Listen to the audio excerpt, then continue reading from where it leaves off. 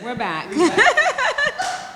So, let me see, am I pronouncing this right? HATHORA. Hathora. Yes. What is Hathora? Okay, so the name HATHORA came from the goddess Hathor. Do you know Hathor? Mm-hmm. So I always say I'm my father's favorite child, and when I say my father, I'm talking about God. I heard the story of Hathor and how it was almost like she was the one that was kind of like the chosen one. I was like, okay, this just makes sense. One day, one of my friends was like, she sent me this whole thing about the goddess Hathor. And I was like, yes, when I was naming the store, it was very intentional. But yeah, that's why, because I'm God's favorite, just like Hathor was. So what do y'all do there? I see you slaying that hair. Well, interesting enough, once the hair, we have a couple of wigs there, but once the hair is gone, I don't want to sell hair anymore. Right now, I want to kind of restructure, because randomly I was in the store and there was some African American ladies having dinner like a couple of doors down, and they passed by the store and they came in, and one of them, she was from Jamaica. Not from Jamaica, she lives in Jamaica, her husband is Jamaican. And she has a hair care line. And the reason being is because she got a brain tumor, and it was from the hair care products that she was using. And she literally was going through the shop, picking up products, looking at the ingredients and saying, this is bad, this is bad. And I was just like, you know what?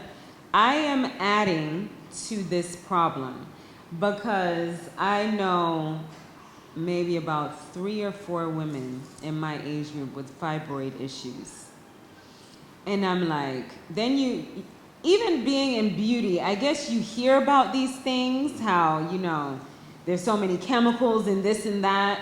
But when she did that, I don't know, it was just something in me that was like, I need to not be a part of the problem and actually change around the concept of this store. So gradually what I want to do is for HATHORA to be an all organic beauty supply store. Inshallah. Yeah, so that's the plan. Much respect on that. Yeah. I mean, I feel you on that, because I love natural women, but I gotta say, I was happy to see a black woman in the business. Selling it. At least you selling it. Thank you. We always see a bunch of Asians in America running up in the stores, like nail shops taking DDT and still going back. But you know what, I must say, I'm in this Facebook group. There are a lot of black women opening beauty supply businesses in the States. So, shout out to them. Yeah, shout out to y'all, because we definitely need it. Because that's a $1 billion business that we fund, that and the nails. Mm-hmm. And like I'm saying, I love to see black women doing hair forever. Mm-hmm. But go in the shops, sell the stuff, get a market on the product, right. work together, right. Put them people out of business. But I do see a lot of them coming up now, mm-hmm. Cornering the market. Yeah. So I'm happy to see that. Yes. At least they getting them dollars, because that's liquid money all day. They were visiting Ghana, and they were like, they had just came back from doing their nails, and they were like, I don't know why I thought when I went to get my nails done that it would be Asian people doing my nails. And she's like, it was actually black people doing my nails. And I'm like, yes. Yeah. So like in my shop, I have a Nigerian guy who does nails. Okay. And really, I don't know what it is, but in Accra, the Nigerian men are the ones shutting down the nail game. Like, they're top tier. I don't know what it is about Nigeria or what kind of training they're doing. And these are straight men, by the way. Okay. Not that it matters, but when you hear these things. Yeah, so it's interesting to see. Yeah. That's what's up. And I'm glad you said that, because at the end of the day, it's business. Yeah. we're Yeah. still doing business. Right. We're trying to get into the industry. Right. Nobody else Right. be like, well, I'm not gonna. The Asian man don't say, well, I'm not gonna open a beauty supply. Yeah, because I don't want to be seen as fruity or whatever. Exactly. There's money in that. There's money. Come and get this money. I think if anything, if you don't get anything out of Ghana, there is money to be made here.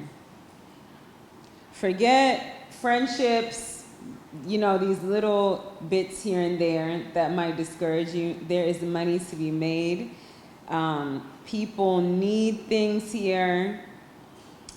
It's literally wide open. It's wide open for business. A brother like me or anybody watching this, in the States, what are some of the things we can come here and get into?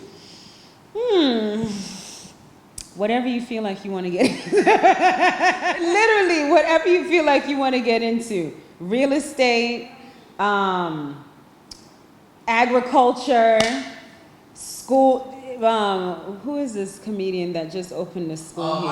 Michael Blackson. Shout out to him. Yes. Shout out to him. Literally whatever you want to do, you can come here and do it. And I think the benefit of coming from the States is that most of us know what customer service is. I mean, that's a great thing. Yeah, most of us know the standard of customer service that we've experienced in the States and those type of things. And I think those things here are a bit lacking. So when you come with that drive and you also know what customer service is and you're just passionate about what you want to do. Not saying it's going to be easy. Nothing good is easy.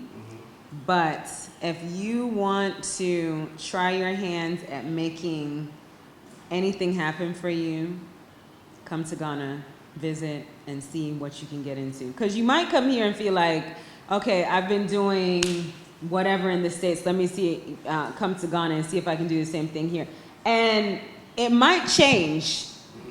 You might come here and think you're coming to do something and you'll see a need somewhere and you're like, okay, instead of doing this, let me do that. So the possibilities are endless, don't you think? Even, for example, as I'm looking at my mom, even the things for senior citizens to do. Like I know in the States, my mom, she can make a phone call, a bus will come and pick her up, take her to her appointments, drop her off at the mall if she wants to. She can go to the Senior Citizen Center, have those conversations with people. So you can feel like, you're a part of something. But here it's like, for somebody like her, you really have to, that whole finding your tribe thing is a bit difficult, especially for senior citizens. So if it was someplace that they could actually go and like hang out and, what is a need that's not here that you would want to see here? That's what I'm thinking now. Because I want to go back in and come back and do something. Just like how in Jamaica. I'm thinking, what did I do in Jamaica? I made a business in Jamaica. It was like boutiques and fashions. But they have fashion here. Yeah, we have a lot of fashion here. But I'm talking about for your age group, something that you feel like is missing for your age group. It's the transportation. For if they want to go, if senior citizen want to go somewhere, the handicap, if you go into to the store, there's no accommodation. That's true. For like people with disabilities. It's true. Like somebody like my mom, like she doesn't need to be in a wheelchair. But let's say she wants to go to the mall or something. Yeah. There's not even a cart there that she can sit in and ride around. Ride yourself around. Those little things that we take for granted over there. Or even sometimes I would have to walk up a flight of stairs. And I'm thinking, first of all, in the States, that would be a lawsuit, number one. That would definitely be a lawsuit. And the accessibility. Exactly. Accessibility is a problem. So I think that is also an area that needs to be looked at because having my mom here and even traveling around with her, it's a bit difficult because they don't think about one day we will get older and we will also need, we probably can't climb The steps like that. Or yes, we want to go somewhere, but now we have to wait on our children who are out working or depend on the house help here or, you know, those things.